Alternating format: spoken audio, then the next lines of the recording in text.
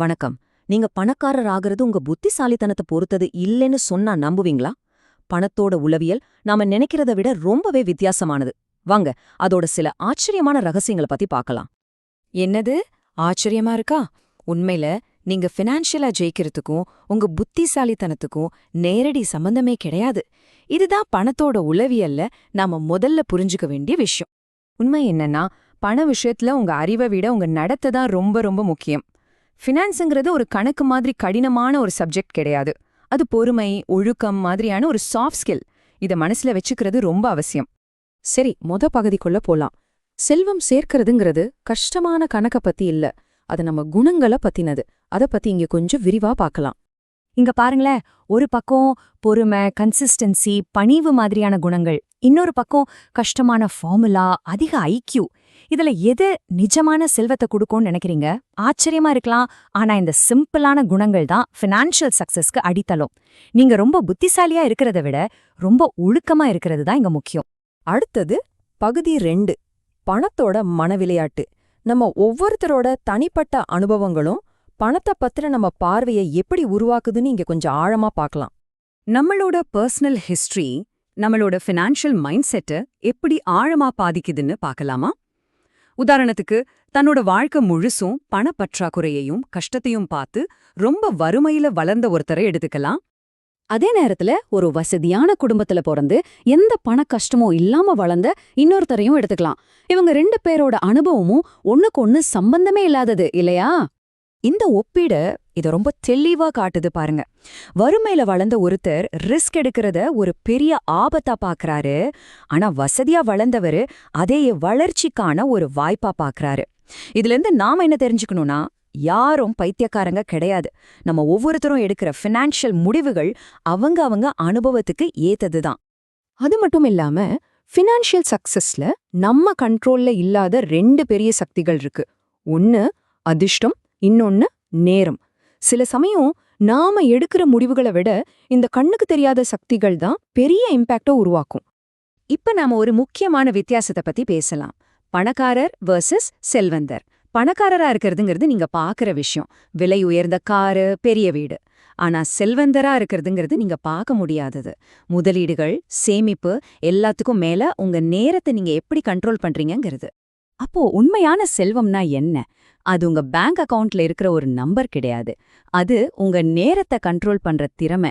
காலையில எந்திரிச்சு இன்னைக்கு நான் நினைச்சதை செய்ய போறேன்னு சொல்ற அந்த சுதந்திரம்தான் உண்மையான செல்வம். சரி, வாங்க அடுத்த பகுதிக்கு போலாம். மெதுவா பணக்காரர் ஆகிறதுக்கான பாதை. இதுவரைக்கும் ஏங்கிறத பார்த்தோம்.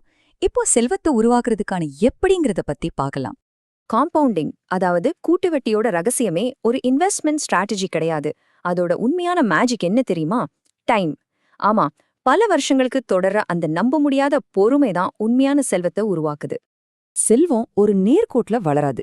அது எக்ஸ்போனென்ஷியலா, அதாவது அதிவேகமா வளரும்.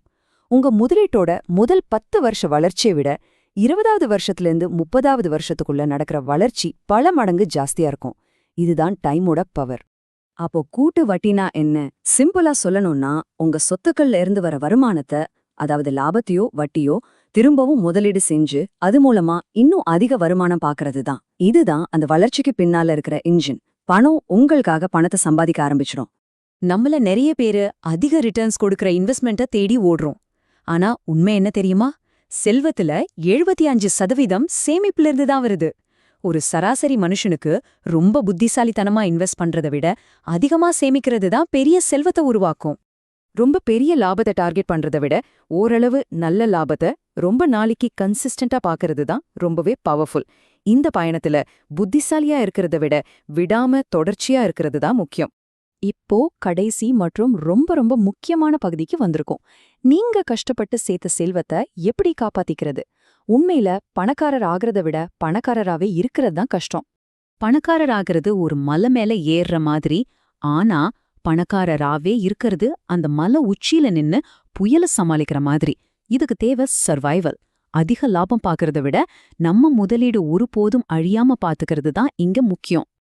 உங்க செல்வத்தோட 2 பெரிய எதிரிகள் யாரு தெரியுமா? ஒன்னு பேராசை, இன்னொன்னு பயம். மார்க்கெட் மேல போகும்போது பேராசையும் கீழே விழும்போது பயமும் வரும். இந்த 2 சக்தி வாய்ந்த உணர்ச்சிகள் தான் மக்களை தப்பான முடிவுகளை எடுக்க வச்சு அவங்களோட ஃபினான்ஷியல் சக்சஸையே அழிச்சிடுது.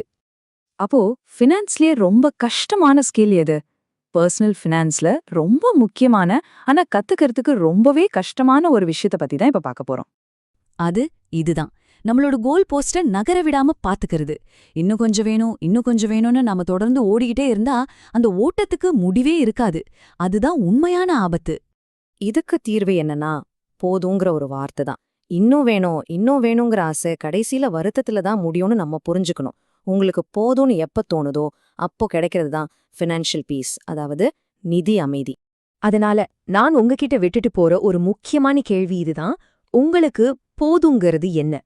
உங்க வாழ்க்கையில சந்தோஷமாவும் நிறைவாவும் இருக்க உங்களுக்கு உண்மையில எவ்ளோ தேவைப்படுது?